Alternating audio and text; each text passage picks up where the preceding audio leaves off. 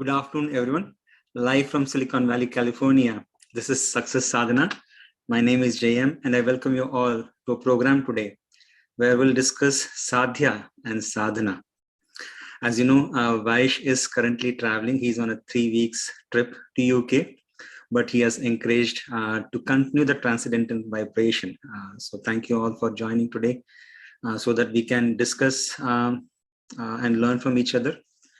Based on some of the topics and thoughts that Vaish shared. Actually, I was inquiring with him, what should we discuss this week?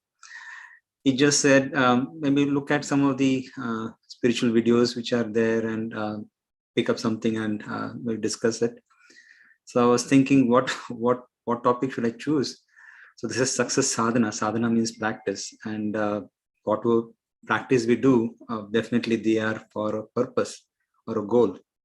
So I thought let's then choose that topic on goal or sadhya and sadhana, the practice to reach that goal. So thanks Anand, Dennis, LFB, Mayank, Raj, SG, T and Wolf. Thanks everyone for joining. How are you all doing today? We are doing very good. Very good. Yeah, thank you. Good to know. Thank you. How are you doing? Oh, I'm fantastic. I'm very happy to be able to join you all today and discuss some of the thoughts which are there, which Vash had shared previously. Looking forward to it. So to get started, I will continue what Vaish typically does. We'll do a little bit of breathing exercise to center ourselves, and then look at a couple of slides and thoughts from Vaish, and looking forward to everyone's participation so that we can learn from each other. So with that, please sit up a little straight, with back straight, and let's start focusing on our breath.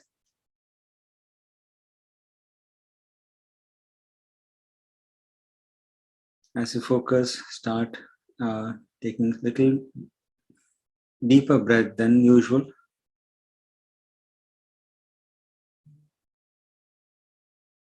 Continue to keep taking breaths and keep focusing on it. Ashwash says it's a blessing we are able to breathe, which we take for granted. And as oxygen goes through the body, it will slowly relax us. And given we are focusing our attention on breath, slowly the mind, you can see, it also starts calming down and getting ready for the upcoming conversation. Let's focus our mind on our toes. Ask the toes to relax. And surprisingly, it does follow. If you tell the toes to relax, you'll see slowly it is relaxing. Say the same thing to your feet. Relax. And to your legs. You'll see that slowly all the tension is released. It's slowly slowing down and relaxing. Ask your thighs, the stomach, and your chest to relax. Keep taking deep breaths and relax. Ask your shoulder, hands to relax.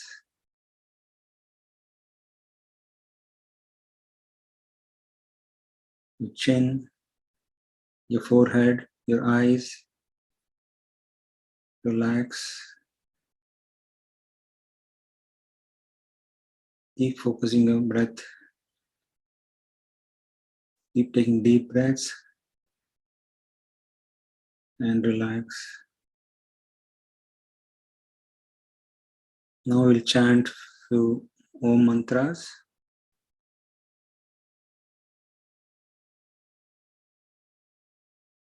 Take a deep breath. Om.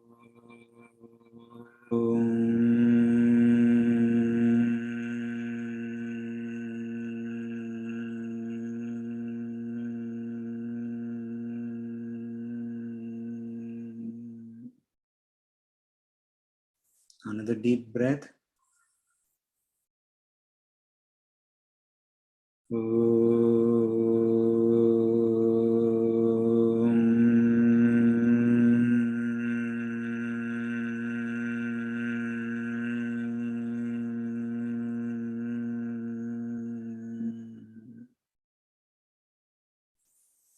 Another deep breath.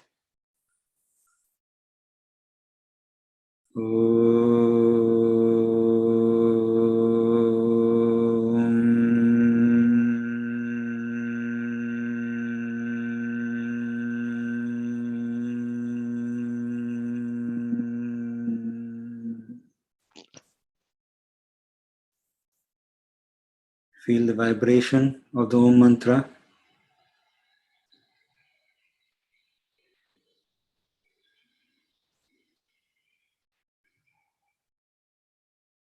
Slowly rub your hands, open your eyes, and let's come back to our modern caves. Thanks.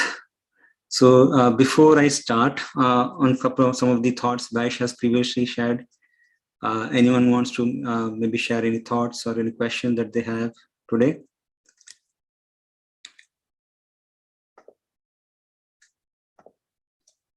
No? Okay, so let me share my screen and we'll discuss today's topic. The first is from the Vedanta Sutra, Atto Brahma Jigyasa, which means then, therefore, an inquiry into Brahman or Supreme.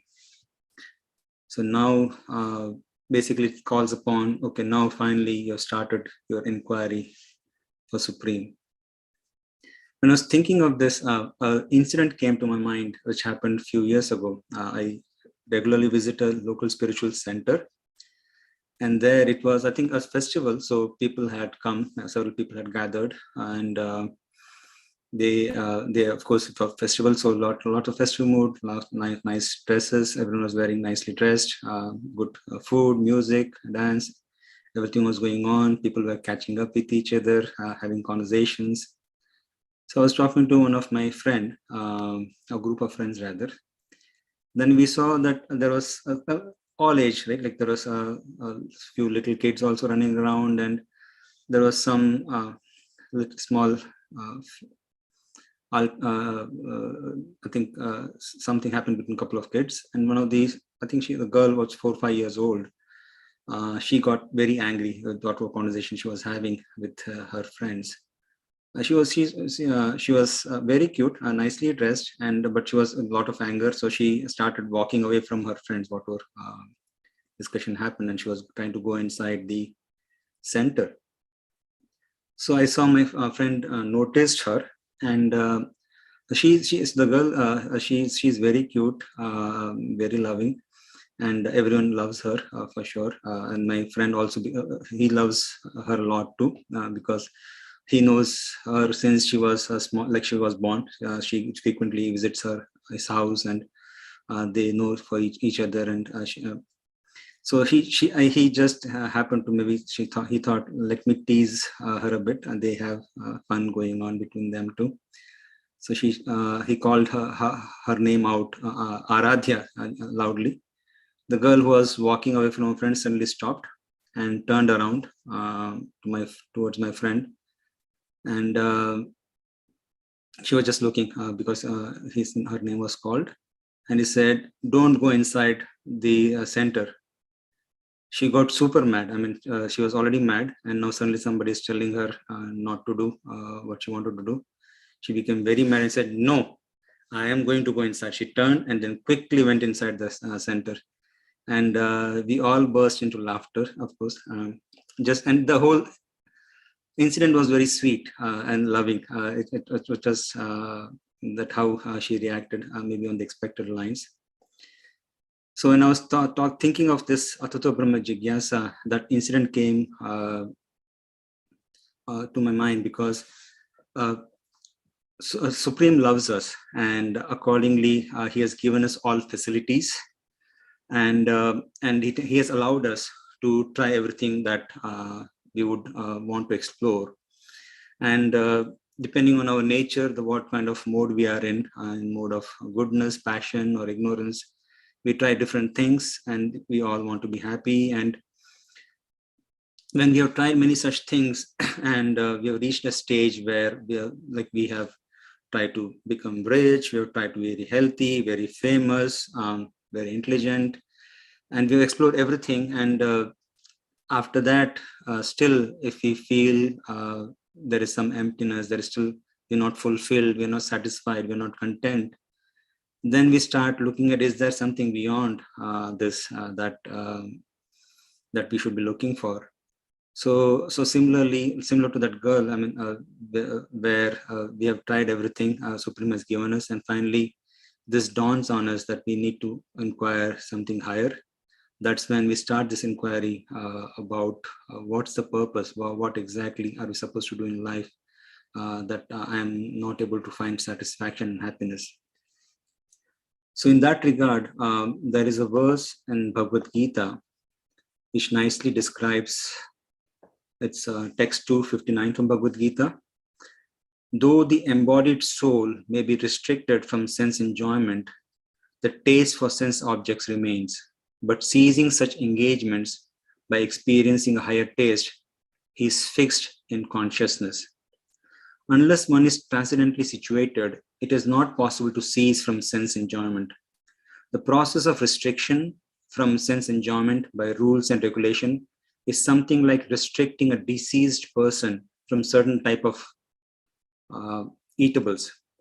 The patient, however, neither likes such restrictions nor loses his taste for eatables. Similarly, sense restriction by some spiritual process like Ashtanga Yoga in the matter of yama, niyama, asana, pranayama, pratyahara, dharana, dhyana, etc. is recommended for less intelligent persons who have no better knowledge. But one who has tasted the beauty of the Supreme in the course of his advancement in consciousness no longer has a taste for dead material thing. So basically, Supreme has given all facilities, and given we want to enjoy, we use our senses and we try to enjoy. But then when we want to maybe elevate ourselves, we begin trying to restrict it. So that restriction doesn't generally work. We don't like it. But if we develop a higher taste, something which we start getting taste for something better, then there is no restriction. Naturally, we gravitate towards something which is better and start pursuing that. So that's how we start following or at least getting to know what our purpose in life is. So this nicely touches upon it. Before I continue, is there any question or reflection so far on this verse before I play a short video?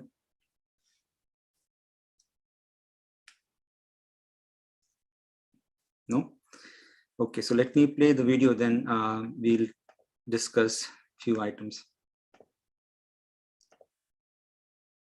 I think I forgot to share sound. Let me share with sound.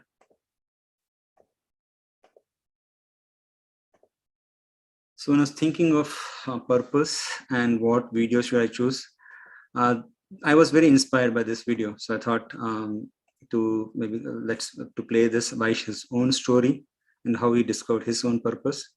And then maybe we can discuss how we discovered some of the purposes in our lives.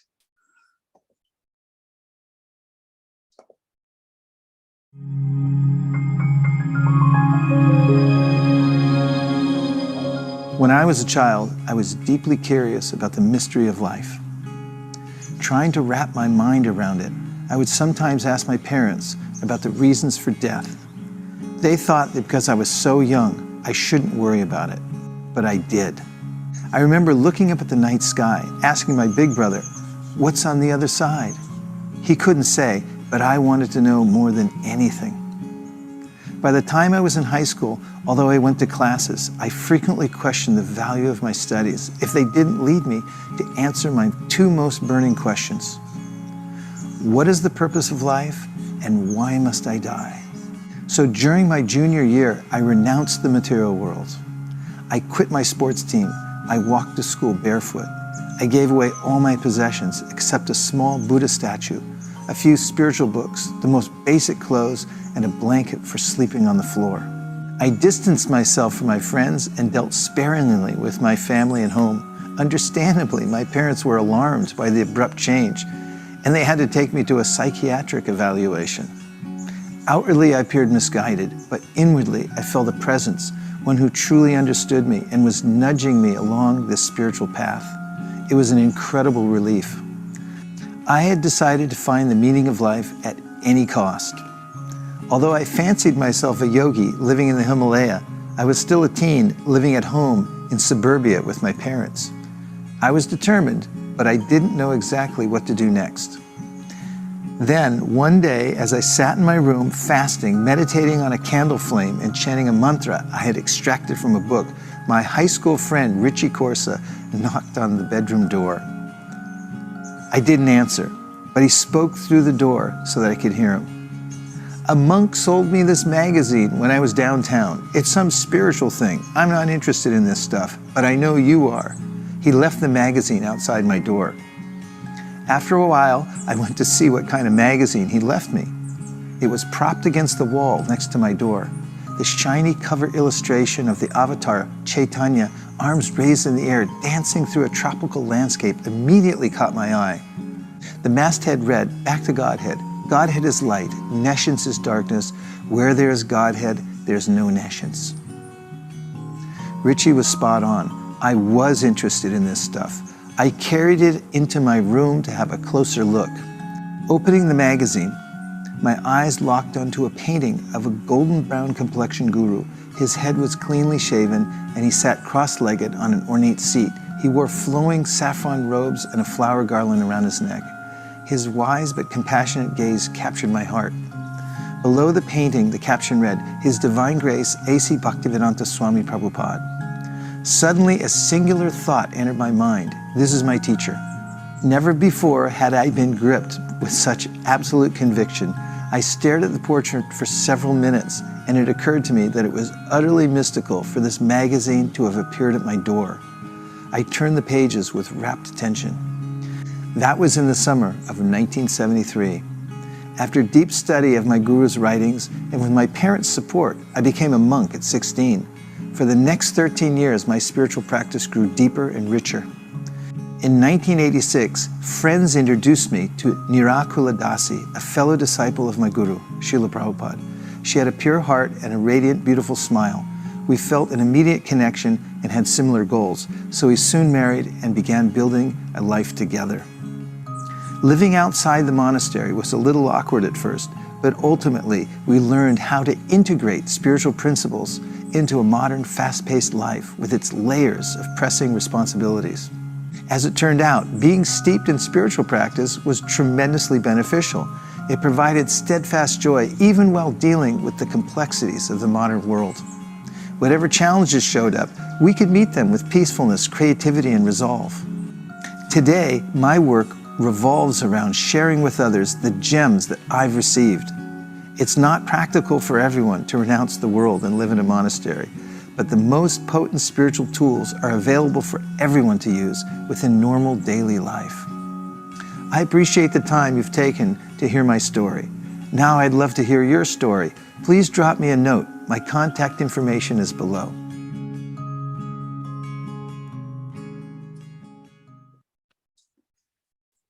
That's such an inspiring story. Every time I hear, I always get inspired. Primarily because one, like at such an early age, he was inquisitive. He wanted to inquire about supreme or beyond the material things, because he was not able to get answer to his questions. And secondly, when he found direction at age 16, he became a monk. So like, look at the sort of conviction that he had. And I also admire Vaish's parents, how they allowed a 16-year-old, to leave the home and stay in a monastery to pursue his purpose in life. So that clarity of thought, that determination at that age, always inspires me whenever I watch this story. Any question or thought on that story, or anything else which came to your mind?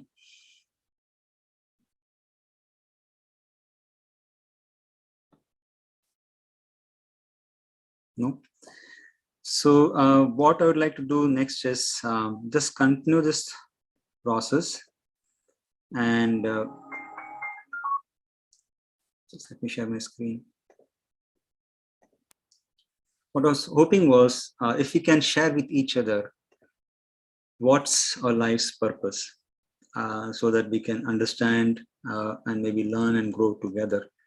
So I'll start with how the process would be.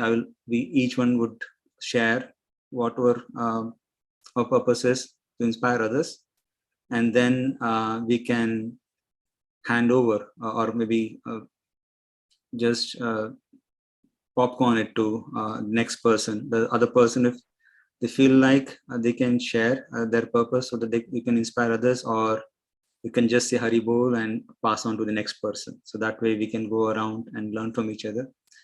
I will start on my own journey. Like when I was young, I was born in a very humble and poor family. At that time, I was just always wanted to study. That was my only purpose. I loved studying. So I just did good in school because I was fond of studying. And when anyone asked me what do you want to become, I never had any answer to that question, at least till high school, I think. And one of the summer vacation, I took I think a week or 2 weeks computer course, and I was fascinated. Look how you can, program and make this machine, do things. It was very exciting for me. And since then, I picked up the passion for computers, and that's what I thought I will become. And in parallel, by the time when I was in high school, I also realized maybe I'm from very humble background, so my only purpose was to uplift my family about poverty, at least give a good life to my parents who have worked very hard. So that was my sole purpose at that time. Just do good education, good job, and so that my parents and family can be having a better life. And that continued, of course, as most of us are. Like I did well at my work after my education, and was well liked by my colleagues, and my superiors did well. And maybe a couple 2 decades ago, I started getting contact with different spiritually minded people, and they started encouraging me not just pursue the material path. Of course, it is required, but it won't lead you to complete satisfaction. So do explore spiritual path as well, which I have been. And I did find like throughout the week, it'll be so hectic, so stressful. But whenever I go into those spiritual discussion, like you're looking at from a different plane, that suddenly all those stress, etc., it just goes away. I mean, it's not life and death. It's not that important, and you get a different perspective. And I always got a lot of peace after those spiritual discussion, and that was what kept me going, my wife and my family too. And for the last 5-6 years after having coming in contact with Vaish, the purpose has slightly maybe advanced, where now the only thing which I want is to just share this spiritual knowledge with others. So that's the purpose, and it gives me a lot of happiness, a lot of satisfaction. And given like another thing I've found is if I'm just doing this service in attitude and service attitude, everything else is also taken care. So it's not that I'm focused on my spiritual practices, trying to share the spiritual knowledge. My mental things are also being taken care just automatically, without that much endeavor. So that is how my purpose in my life has evolved. I would love to hear from you as well. So maybe I'll, as I said, I'll popcorn to you. Maybe Anna, do you want to go next and share your purpose, and then you can popcorn to somebody else? Okay, sure. Hi, Jim, and let's say, as you said, the journey I've started. I think that since very early, I think that we have to take care of the earth and take care of the other people and make this a better world for others. And this has been moving a little bit through the time. I'm also coming from a family. I'm the first university graduate from my family, so part of this is I wanted to give back to my parents and okay, study, focus, and in the meantime trying to be the best version of myself and also how I can help. Then with the time it has been moved, okay, and how I can help, not only start working obviously with myself in the sense that is the only thing that I have control, or at least some control that I can change, and how I can also help to put a smile in some other people's faces, and keep this world that we are stewards of this, keeping sustainable, keep it clean, make that better, reduce our own impact that we have in the world, try to keep it that. So now my purpose is, okay, how I can help to put a smile in the people's face and make them find the greatness that is inside them.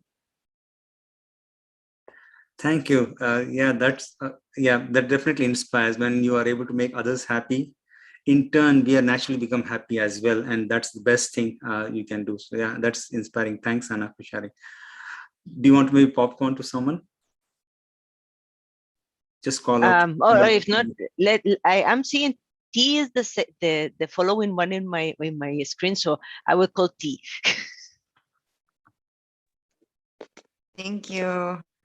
To me, when I was a little girl, I had a dream with the creator of all, and it was quite a long dream, and I ended up forgetting it until I was in my 20s and found myself completely across the state, living in the places he took me to in the dream, meeting the people he took me to in the dream. And he was right. Almost that entire dream has come true. I keep walking into it over the years. I'm almost 50 now. And I have found that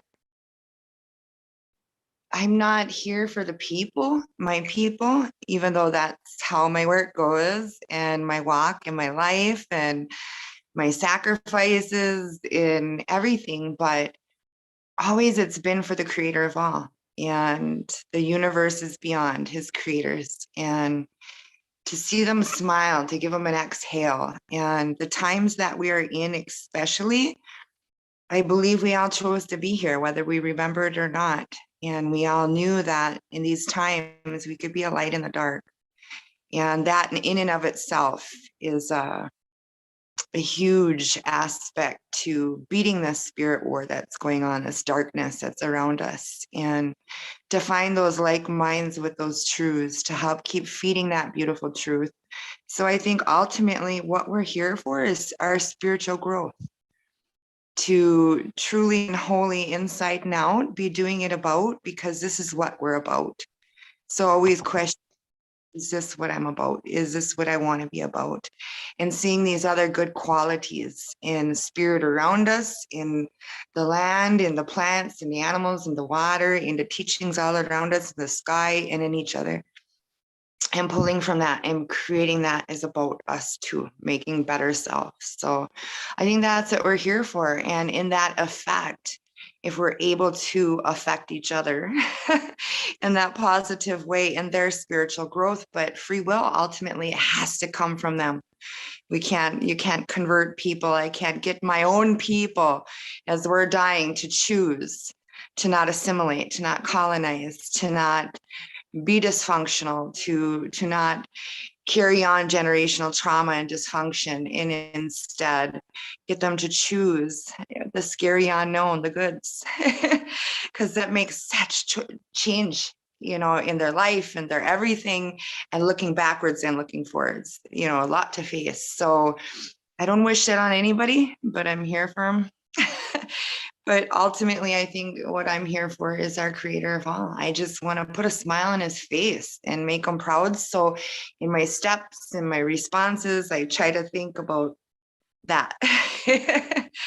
Thank you. Let me see who I can pull up the chat and see who is next to pass this on to. Well, Jam, you already did yours. I'm gonna mess up your name. Ajbenavi? Ajbenavi?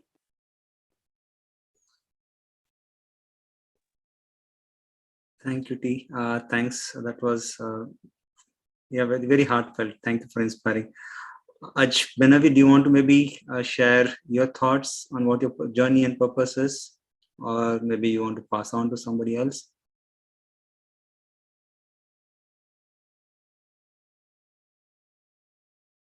Looks like maybe the next person. Anand, do you want to share anything? Yeah, sure. Please, thank you. Yeah, I gotta say, I have a very similar experience as T. In my childhood, I did have a dream where essentially everything disappeared, including my own body and time and space. And that dream is very vivid still in my mind, which inspired me to really think whether I am this body or not. And it has been there in the back of my mind, but I've lived very much a regular life in the sense that I've gone through schooling. I have a regular job. I have a wife. So I guess going back to the question about what's my purpose now, it is as a householder, that is, as a person who's living with a family, I want to continue with my spiritual growth. I want to continue with my sadhana. And how can I do that as a householder? I'm not a monk, right? But as a householder, how can I do that? So, and I want to inspire others who are in, I believe most of us are, regular householders. So in that sense, I want to inspire others as well to join this kind of community of sadhaks. But yeah, thanks again for organizing this. This has been great. I'll say Hari Om and Hari Bol, and I'll popcorn it to Shivaraman.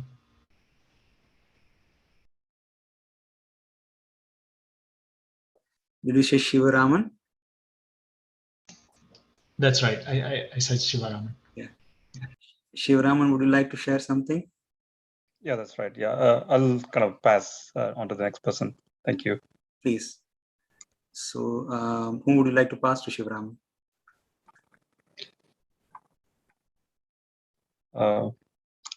Maybe Wolf. Wolf, yeah, thank you. Wolf, would you like to share your story and purpose? Okay, I hope my mute button worked this time, so unmute. Yeah. My position was developed based on a multitude of cultural experiences, starting with the USSR, then 5 years in Israel, and last 15 years here in the States. I subscribe to a soul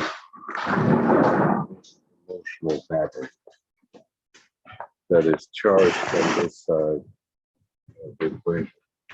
Because emotions, experiences, the hurts, the wrongs, the rights, and everything, and the growth.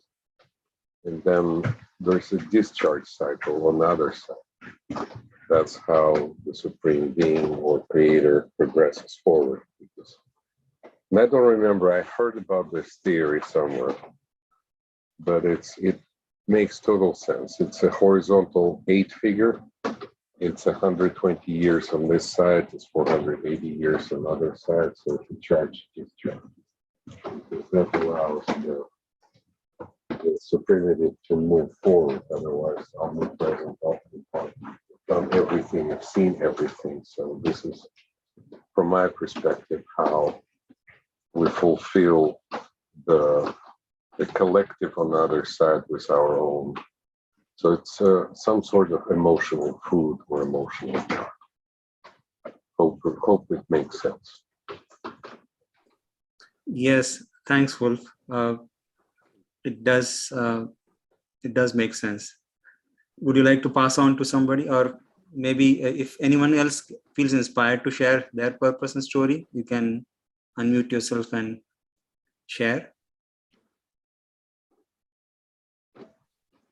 I'll share. I'm kind of new to this, to be quite honest, so I don't feel as, comfortable, or I don't feel like I know as much as all of you, but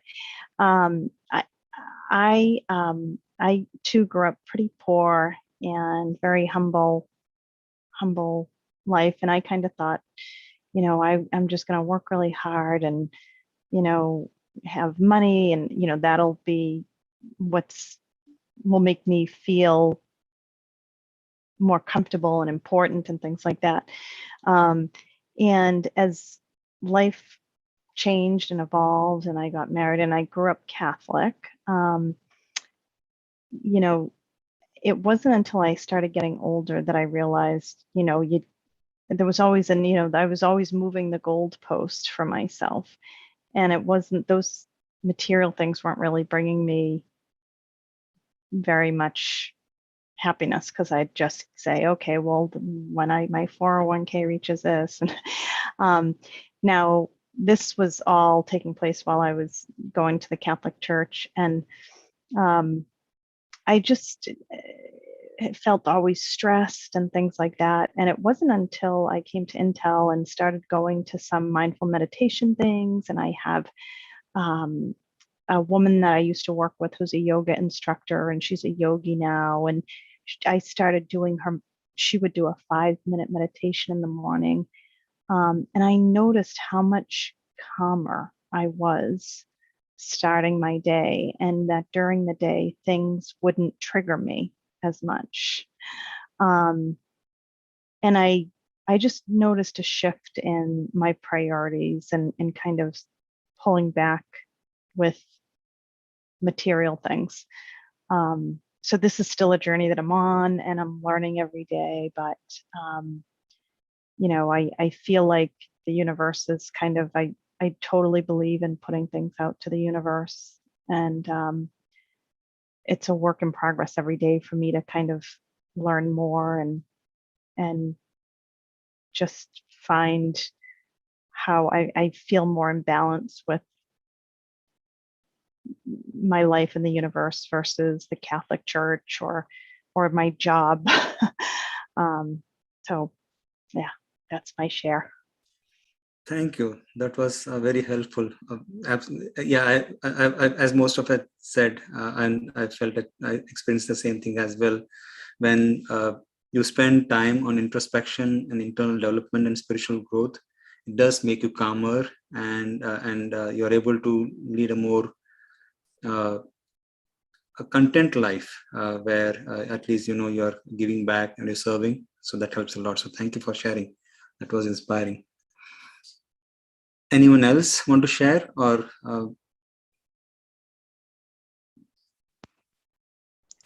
I'll share today. please?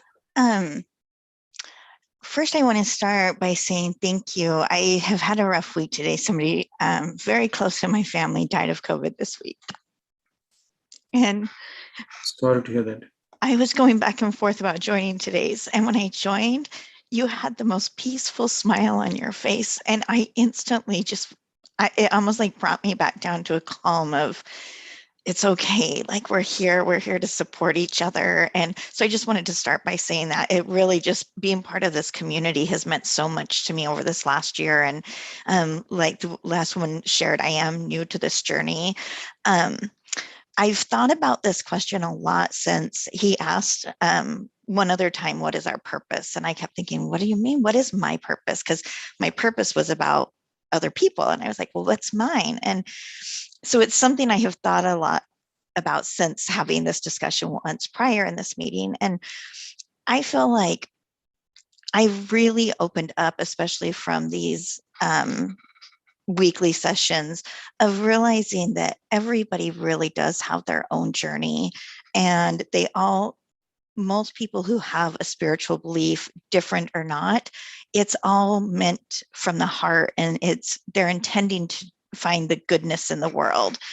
And I come from the LDS Mormon church, and I lived in Utah, where it's very strict there. And I always grew up feeling shamed, and I was not good enough, and shame was just all around me. And I have learned to love myself again over the last 2 years and realize that regardless of which God you pray to or believe in, there's only one place that we are all going to end up. So we are all essentially praying or worshiping the same being. We just have different names for it. And a lot of times with my family, especially, I'll be disregarded because I don't believe in their spiritual belief of heaven. So they don't think that I can understand, like with this death. They don't really see my feelings, that I do still see there's something. It just doesn't have to be exactly what they see, but regardless, it's the same place everybody's going. And it's helped me to really, I try to be accepting of each person and what they need, in hopes that they will then share that acceptance back to me, and then even to other people in the world. The passing of this person, I knew that to their family, the church meant a lot. So I was in another state, and I added that person to the temple prayer list there. And it wasn't because I personally believed that, but I knew that they needed that. And I hope that they can give me that same grace back. So that was just an example of something that I've learned about my purpose, is really, I want to help people recognize that you can, it doesn't have to be a war of religion. It needs to be a coming together of love and support. And I have always had a huge fear of death. It's just been, and I think it's because I can't grasp my head around, oh, I know this is the truth, the way I was brought up. So then it became a fear. And it's been something I've struggled with my whole life. And one day in one of these sessions, Vish made a comment that said, people who are okay with the feeling of death are people who are in touch with reality. And just that one day, that one simple statement, I released my fear of death. It then became the circle of life, and thinking about, it's true, it is my reality. So I've been really trying to focus on the circle of life and what I can bring to this world while I am here, and spread joy and acceptance to people, so that way the next generation can do the same. And I really try to raise my daughter with that same loving kindness, and not with shame, but with lift up your spiritual. And so I guess what I'm trying to say is I'm hoping my purpose is to bring people together in love, rather than spreading apart. Thank you.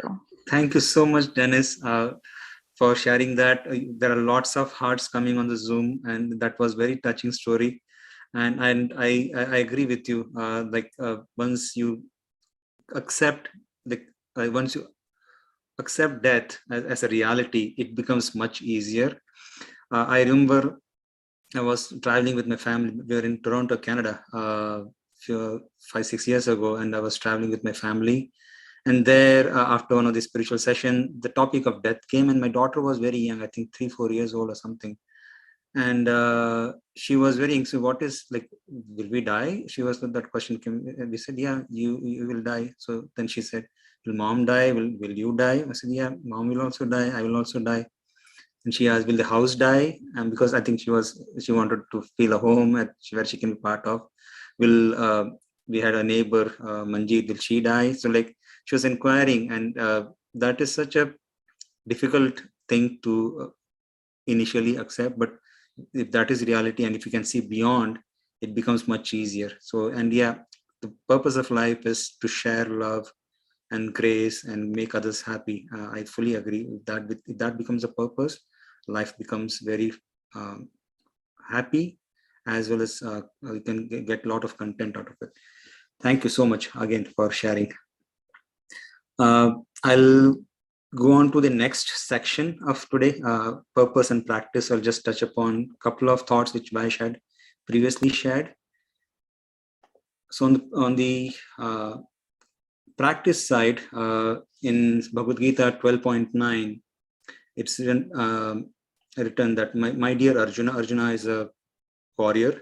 He was in a battlefield when Bhagavad Gita, when it took place, and he was having this anxiety in his mind that should I fight with my relatives for what is right, or should I give up because I don't want to kill people?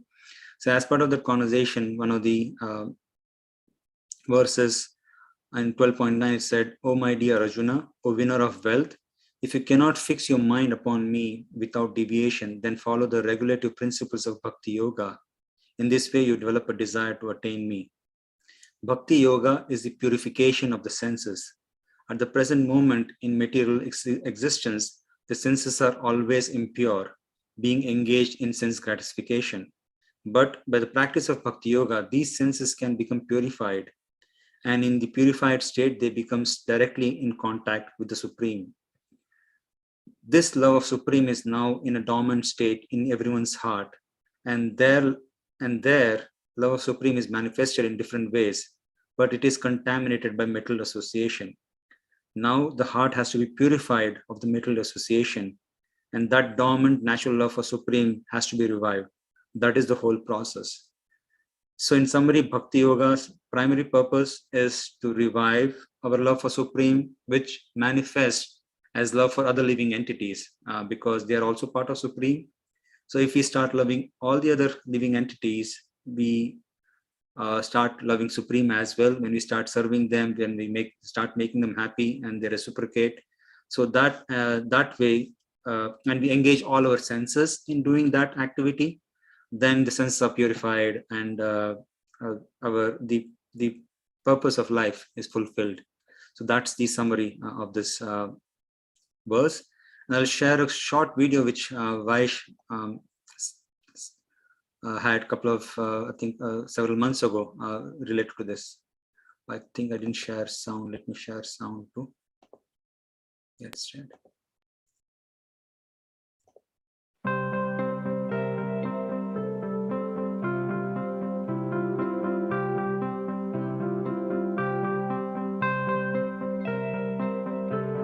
What's the one active ingredient that makes a human happy? It's called spiritual practice, or sadhana. It's just like in bread. There's an active ingredient, the yeast. It makes the bread rise. Without it, no bread. You can sample all the tastes and smells and sights of the world, but without the active ingredient, you just won't get happiness. Even with tons of money and really good things to eat, lots of human interaction, without the active ingredient, you'll still feel incomplete. The reason is, happiness is an inside job. It has to do with the state of our consciousness. The Vedas say there's 4 kinds of consciousness. The first is plants and trees. That's called covered consciousness.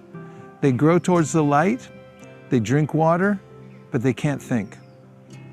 Next comes contracted consciousness. That's animals. Like a cat. A cat doesn't have trenchant consciousness or can't think about the source of life or philosophize. Even though it has society, it has emotions. Cats are very friendly. However, if you take a little stone and you throw it towards the cat will chase the stone but won't think who threw the stone.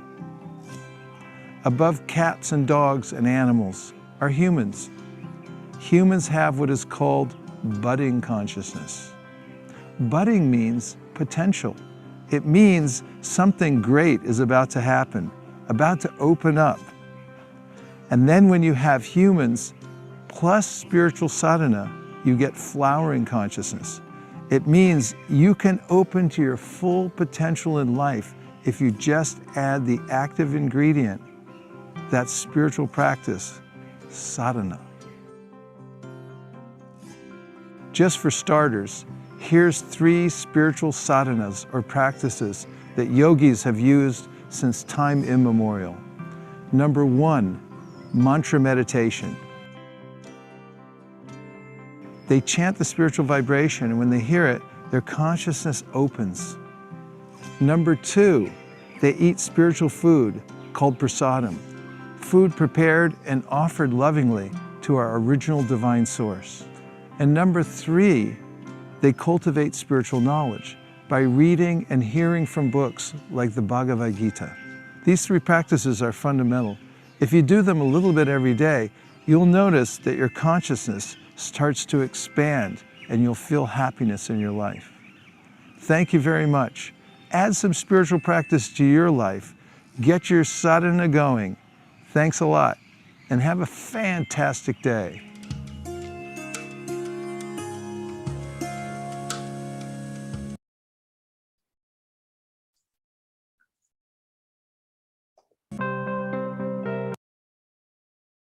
So that was a short video from Vaish sharing the spiritual practices, which of course he follows, and he encourages everyone to follow as well. So we'll do the same thing. What are your practices? What kind of practices that you follow to pursue the purpose in your life that you have? I'll quickly share mine. So on a daily basis, whenever I wake up, I pretty much do what Vaish mostly encourages. So like when I wake up, I definitely start with mantra, trying to thank Supreme that I'm awake, I'm still alive, and thank him for everything which has happened, and think through what my goals are for the day, and just as an affirmation that yes, I will practice my spiritual activities today. I do mantra meditation every day, so I just visualize I'll finish my practice for today, and I do quite a few digital services related with digital. So what are some of the things I'll try to finish? And in addition, of course, I also think what are some of the things I need to finish at my work and at home, etc. So just visualize how my day would go. And most of the day, I do mantra meditation in the morning. So as soon as I wake up, I do Maha Mantra meditation, a fixed number of rounds. And what I feel is one, of course, you start in mode of goodness. There's a lot of potency. You feel how joyful and or at least satisfied. And also I feel a sense of shield or insurance, where during the day I can see that how that helps me keep focused and not get, because in life, at work and at home, many things will go up and down, but I see that because of this practice, I stay grounded, I stay equipoised, so that helps me a lot. And yeah, do finish my work and do my digital services, as I mentioned. Another thing which I like to do is expression of thanks, and that always is very helpful whenever I try to think back all the things which went well during the day or during the week, and I thank Supreme for it. Just recollecting those moments, yeah, that happened, that was nice, that I'm grateful for that happened. Even recollecting them and expressing thanks, it just makes me happy again, because I'm reliving those good moments. And I don't do that much, but I do want to study as well. There are the scriptures like Bhagavad Gita, Srimad Bhagavatam. They all have so much of deep knowledge, which helps you stay a more balanced life. So these are some of the practices which I follow, again, all towards my purpose, which is to develop spiritually, as well as share the spiritual knowledge with others. Maybe T, would you like, I will just go around for next few minutes, or maybe whoever is inspired to share their practices, please do share so that others can be inspired and follow as well. To me, it's a back and forth thing, where you start off your day in the good ways, the healthy ways, and then life happens and you get off balance that way. And you pick up the other tools then during that time. At least that's what I found. I'm doing that dance, still. And I'd really like to be able to walk that steady path instead of finding myself doing the dance. And yeah, especially after all these years. But when I'm harvesting or gathering or learning our ways, from our blessings that Creator gives us, like the basket, the bowl I'm making, all of it, to connecting to it, its creation story.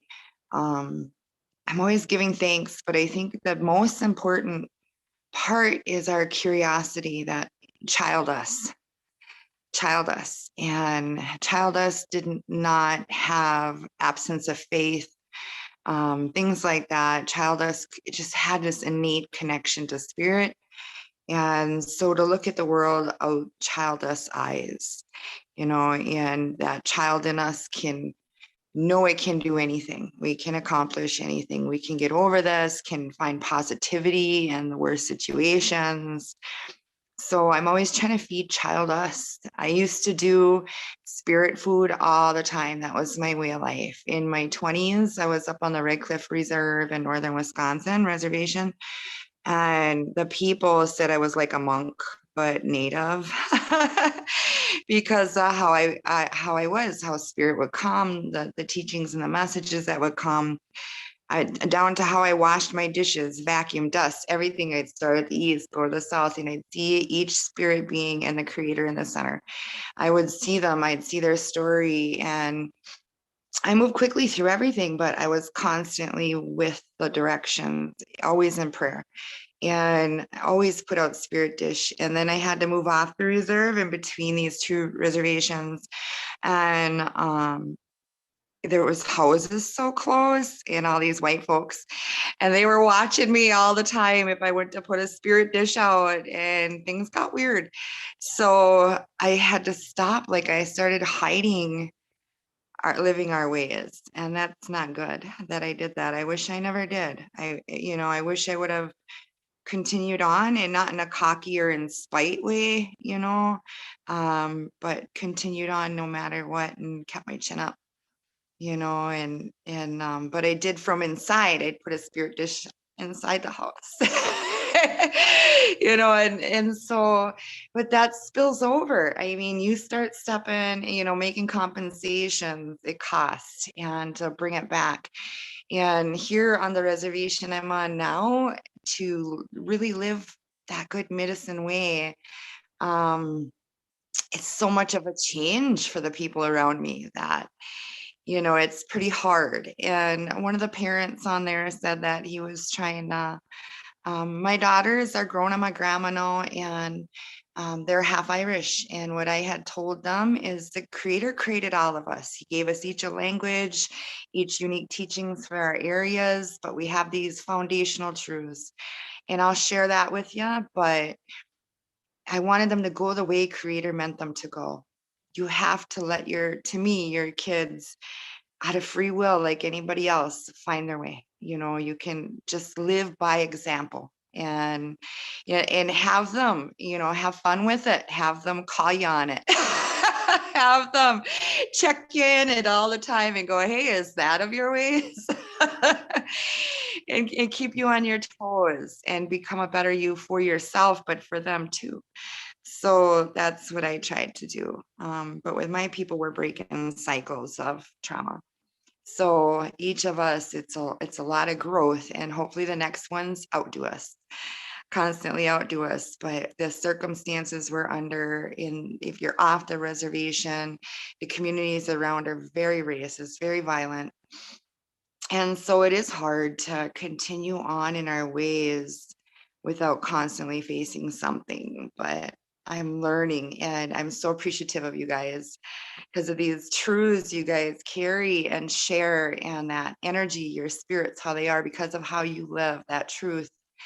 It is helping me so much. And you know what? I knew it. And carrying on in this good way, and doing the kind of kick yourself thing, but in a good way, going, you know what, I could have. So now I can share that story with folks.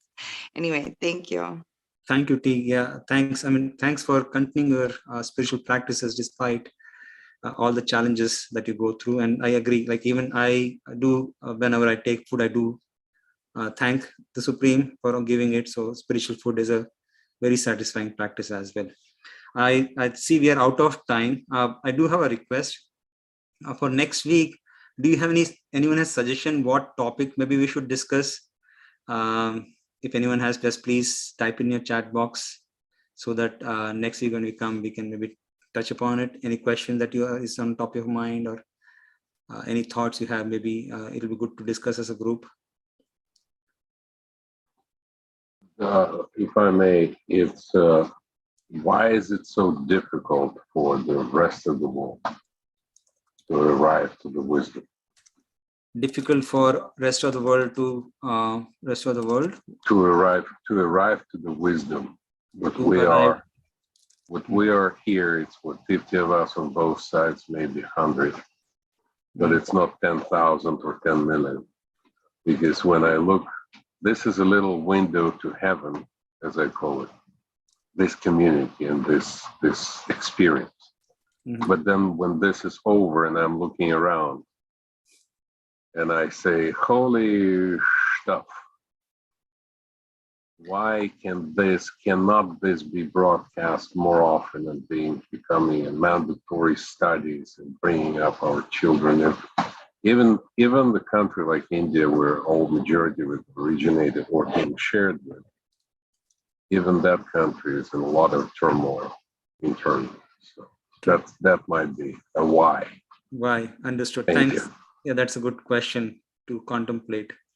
Any other thoughts from anyone? What topic would you? T says, I'd like to hear the creators of all favorite stories and or dreams. Thank you, T, for sharing. I'll note that down. Anyone else? Any other thoughts or topics you have which might be useful to discuss for next week? No? Okay. So thanks everyone for joining today. It was very good discussing all again with you. And like this is a break, like from I know what I'm going into next after this, so I'm happy that I got this time.